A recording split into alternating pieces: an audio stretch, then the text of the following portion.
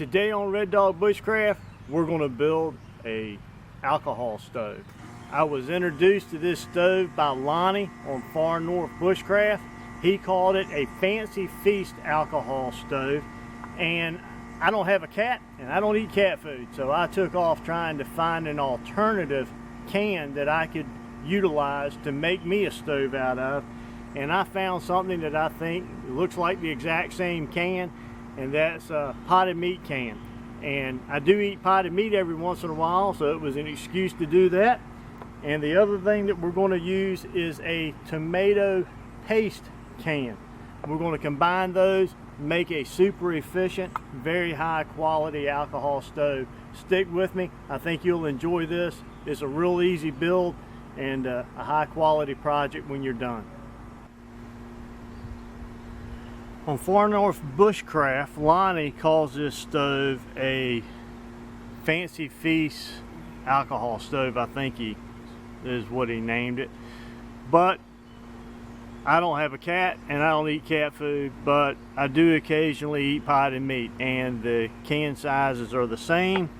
And of course, I use tomato paste. So first thing we have to do is save a couple of pieces so that we have the materials we need to make this project. The other thing we need is something to use as a wick.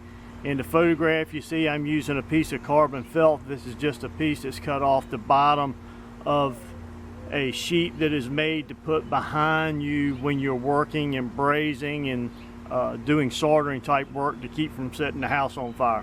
Highly recommend anyone who uses a torch to get one of those mats, and several of you can go together, or you can make probably, I don't know, 8-9 stoves with one of those sheets.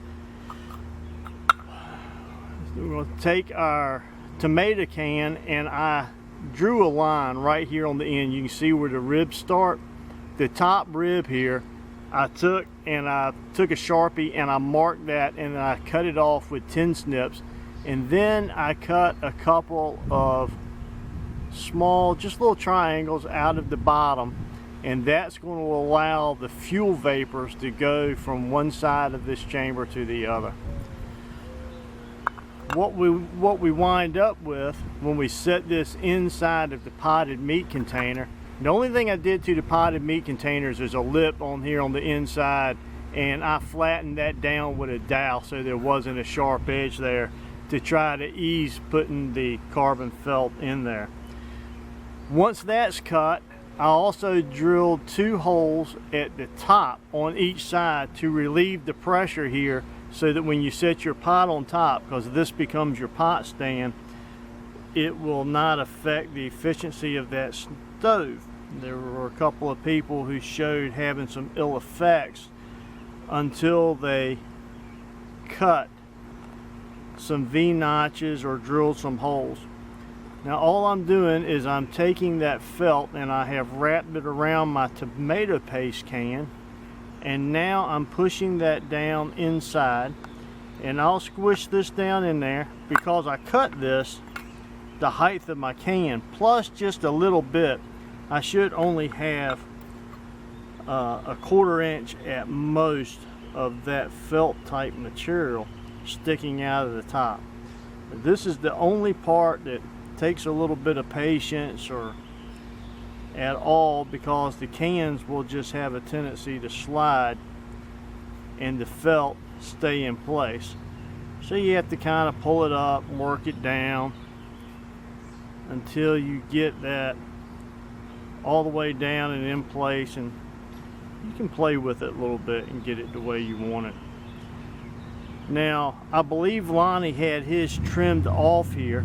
I'm going to start with a little bit of a wick hanging out, and it seems like 1 inch seems to be the best height from your pot stand down to your flame, but that'll let my flame come up a little bit more and act almost like a wick in a kerosene stove, or at least that's what I'm thinking. And I want to see how that works first, and if I need to tuck that down in there or trim it off later, or if it's going to work better with a little bit of that wick exposed. So now that our stove is all together, let's see how it works. We'll boil up a cup of water and It's getting late in the day. Feels like a good time to have a cup of coffee. Okay, so we're going to start off by putting 1 ounce. And I know we should probably let this burn off first. You know, the inside coatings on the can and all. But I want to see what she's going to do. So we're going to start off with 1 ounce of alcohol. See if we can't get our water hot enough to have us a cup of coffee. Now the nice thing about this stove and why I like it, there's no priming. You just fire it up, go ahead and set that cup on there, and I'll zoom in on that and we'll see if we can get a closer look at that flame and see exactly what's going on there.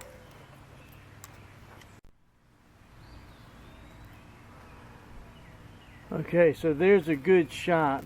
It looks like my flame is billowing out quite a bit on the right hand side. That makes sense. I'm not using any windscreen.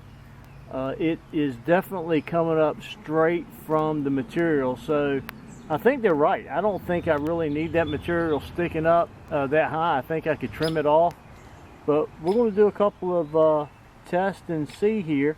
And like I said, this is without a windscreen and just out in the open. It's a light breezy day, no strong winds or anything, but just to get an idea of how it does, plain Jane, if you will. All right, I think that's definitely hot enough for a cup of coffee. Let's get on with it. All right, fuel's about out of the stove, so we're going to see how much longer that burns, but it looks empty, so there can't be much left.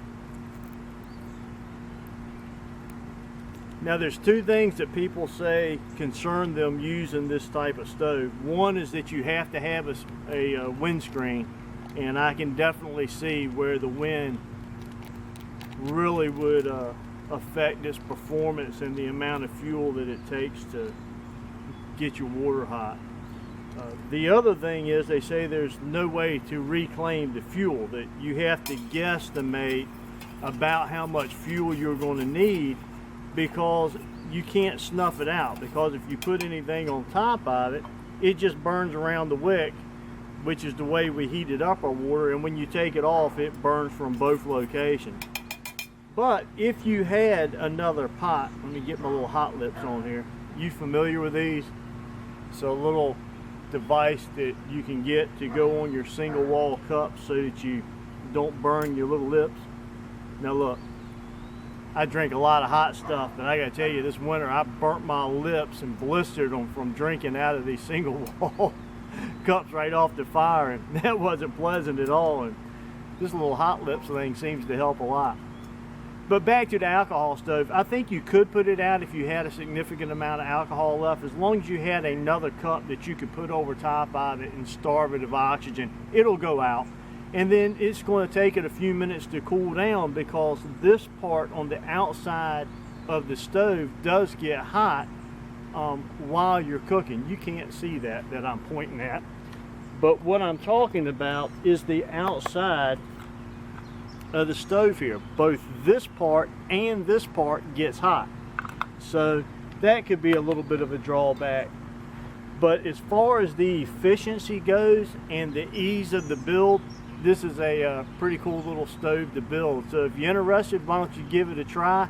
It's a good thing for you to do with the family or the kids. Be a great way for them to make their own stove when you go out backpacking and camping. I know right now in our area, you're not allowed to build a fire during the day, so if you want to heat up something on the trail, this is a way that makes it legal for you to do that. So thanks for joining me for this quick video. There'll be pictures along here of the materials and the steps along the way. Enjoy those. I enjoyed bringing this video to you. Until next time, I'm Tim Langston with Red Dog Bushcraft, home of global safety and survival. God bless.